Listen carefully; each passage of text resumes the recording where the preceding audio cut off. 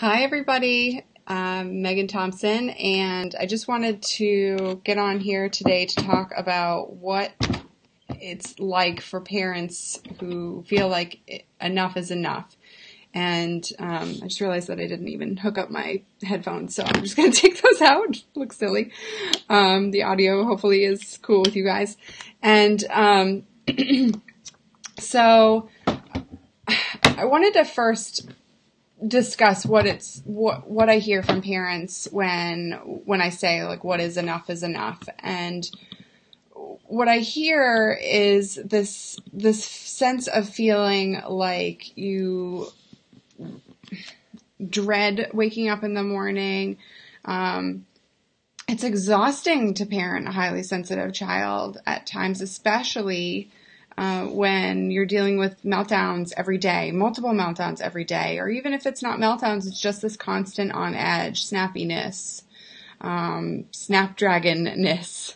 And when that's happening, if your highly sensitive child is irritable most of the day or really struggles with managing their emotions most of the day, then that's an indicator that something's not working. And so, I've talked about this countless times before. Professionals will say, your kid needs more discipline. Professionals will say things like, your kid just needs, needs you to show them that you're the boss. Your kid just needs more sticker charts. Your kid just needs more, God knows what they're saying. So at this point, it makes sense that you're exhausted. It makes sense that you're wiped out at the end of the day, literally flopping on the bed. It makes sense that you're just drained, because if every moment you're feeling like you need to act like a marionette to your child's needs, it's so hard to be yourself. We're all human, right? And so we can't be on all of the time. And if your highly sensitive child is struggling so much that that's the dynamic that's going on in your household, then it makes sense that you're feeling like enough is enough. When do I figure out, or what do I do when this is the daily emotion that I experience? Because we talk a lot about your kids' feelings, and we talk a lot about what to do when your kid's feeling such and such a way, and what to do. And I really wanted to talk about what I hear from parents on a regular basis when we get on the phone, or they're in my office, and let me know if you're here. And if you're catching this on the replay, #replay, so I know that you're watching, and ask questions if you need them. So so what I wanted to talk a lot about today is what it's doing to you, this draining experience, because we talk a lot about what this life is like for your highly sensitive child. It's overwhelming, it's overstimulating, it's a huge struggle, it's confusing, and it's the same thing for for parents of highly sensitive kids who don't have a direction, who don't have a strategy, who don't have a game plan.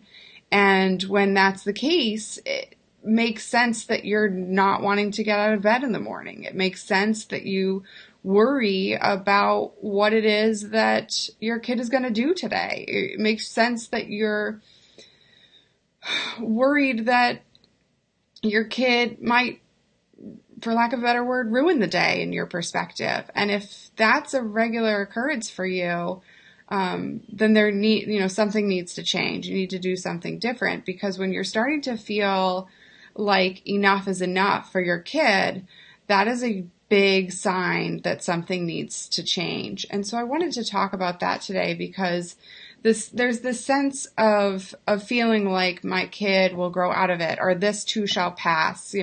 There's lots of encouraging statements about that, but that type of encouragement is only worth what it helps you with. And so if that is the statement that gets you up in the morning and eliminates the dread and resentment and worry, then great, keep saying it to yourself. But if it's not working, if it's just you holding on in survival mode for weeks, months, years, we're in December, guys. have your lives changed in the way that your child is managing their meltdowns? I want you to really think about that, because if that's not working, then something needs to change. And so I want to talk about what I notice with when people who are really able to move around that experience. And so, I'm not talking about the fleeting, like, oh, this is annoying, like I'm just irritable today. I'm talking about pervasive feelings like this is happening on a regular basis. Even once a week, waking up dreading your kid is a regular basis. That's 4 times a month. I mean, think about that happening multiple times in the day. That's more than 60 times a month that you're experiencing this emotion. And so I really want you to think about that. Like, take a beat and think about what that's doing for your life. And so as we move into December, we're talking a lot about the struggles that your kid has had this year and the struggles that you've had this year. And what I notice from some parents is that they say, we'll wait it out. And there's only so much waiting that you can do before it starts to weigh heavy on you and it starts to affect your sleep and it starts to affect your family dynamic and your kids who are not highly sensitive if you have multiple children, and the relationship with your spouse. And so what I've noticed for parents who are able to move around this and find a different way to experience life is that they realize that the feeling like you've done enough or like you've hit your limit,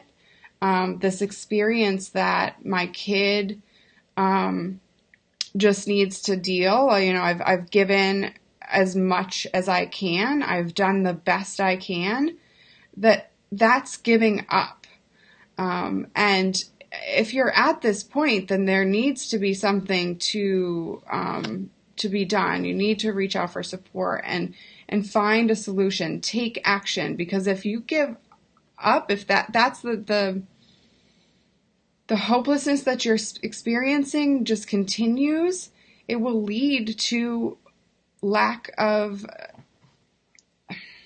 I just was about to say lack of hope. It's a sense of feeling like nothing will ever work. And if that's the case, it can become ingrained for not just for you, but for your highly sensitive child. And so I wanted to talk a lot about that today, because you might feel like you can endure anything. You might feel like you can deal with the way this is working because something else needs to be prioritized, or there's some other concern that you have in your family or your life or work or what have you that needs to come first. And I want you to notice that for the parents whom I work with who really see that now is the time, they recognize that waiting any longer, there's no other moment than now to make that change, because there's always going to be a reason to think that things are going to change. There's always going to be a reason to think that things will get better, because that negative emotion of feeling stuck and helpless is paralyzing. And so we can let hope without action lead to paralysis in another way. And so I wanted to spend some time talking about that and really dialing in how this affects your child. Highly sensitive kids, because we've talked about this before, feel big feelings, right? And they have big imaginations. And so if they imagine that people are there to help solve their problems, and so they keep asking for help in any way that they can, and we know that if your child is having daily meltdowns, they're asking for help, but they don't know how to do it effectively, then they're going to start losing hope themselves. And what that means for your highly sensitive child is that they start to lose faith that you are able to meet their needs. And so if you end up feeling like enough is enough, I've given my kid all that he can have, or I've given my kid whatever, I've done the best I can, that is damning for your child. Your child feels like they don't have a direction, and that they don't have a champion. And you, as your as your child's parent, have to be your child's champion no matter what.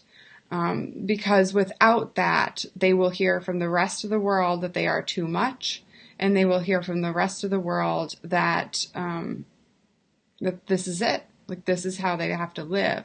So we'll talk about what happens when that happens. And I see this in my private practice a lot when parents come to me and their kids are teenagers and their kids are refusing to go to school. Their kids are struggling with managing meltdowns. Their kids are hurting themselves or threatening to hurt themselves or punching holes in the walls. And what we find is that this didn't start at age 13, 14. It started when they were younger, but parents were like, they'll grow out of it.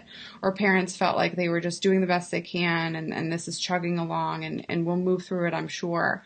But without clear strategies, what we've noticed is that parents at that stage, when teens come in to therapy, they start to lose hope. The statements that come out of their mouths are things like, I've done the best I can. It's his turn now. It's her turn now. Like it's this deep sense of dejection and disconnection from their teen.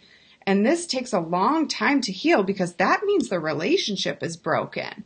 And so when we talk about what needs to happen in order to help your child, the key component is sending the message that your kid is not broken. And when it gets to the point where the relationship is broken, of course your kid feels like they're broken. Of course. Because when the people around them and the people who are raising them don't feel connected and don't feel like they can help them solve their problems and help them learn how to solve their problems themselves, that sends a message to your highly sensitive child that nobody's here to help me, that life would be better without me, and that people, that I need a new family. I mean, that's the words that are coming out of your kids' mouths. And if that's what's happening, this is a huge problem and you need to be doing something differently. And so what you need to start asking yourself is, what is it that I can do differently to change how I feel about my kid? Because the day that you stop thinking that there's nothing left for you to do is the day that hope dies for your child. So I need you, I need you. Your kid needs you to feel that hope unwittingly, like with your whole heart, that things will change. Because without that, there will be no progress. Your child will maybe develop in spite of you. And so, we've talked about this before. I'm blunt. I'm going to tell it like it is. And I'm not going to sugarcoat it, because what we're talking about is your child's life, and your life at this point. If you're feeling on a regular basis like enough is enough and dreading your kid and worried about what's going to happen on a daily basis, then you need to do something different. And if that's something that you've noticed has been creeping up on you in the last week, 2 weeks, month, several months, then reach out for support, because without support and accountability, it's really hard to break that pattern. It's really hard to stand up for your kid when other people are saying, you need to give them a spanking. You need to send them into timeout. You need to put up, sticker charts. You need to make them write lines or do homework, or, I'm not saying your kid shouldn't do homework, but needs more if they're not getting it. And the problem with that thinking is that when you bear down on your highly sensitive child who is struggling, they feel more trapped than they already are. And when that's the case, you and your child are not able to get out of that differential. I'm on top, you're on bottom, and there's no mutual understanding and mutual growth when that happens. Think about how you respond in your workplace or in prior positions if you're a stay-at-home parent. When somebody says, what I say goes, or I have the only way. You feel paralyzed. You feel trapped. And think about a leader.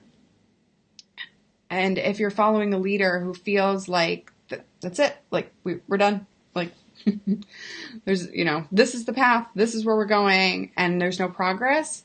I mean, how motivating is that to change? And so when you leave your child up to their own devices, whether it be like sending them to individual therapy or saying, you have all of the tools, you just need to put them through, or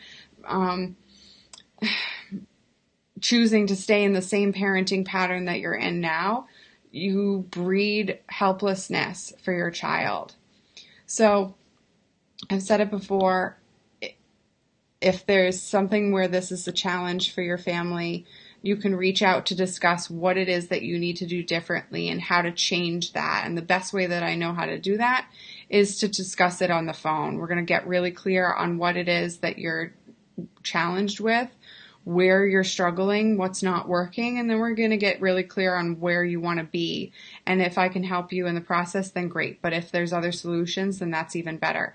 So let's talk about what it is that needs to work and what needs to work for your family so that you're able to find a solution that helps break that cycle of feeling dejected and hurt and struggling. Okay. Thank you, and I will speak to you later.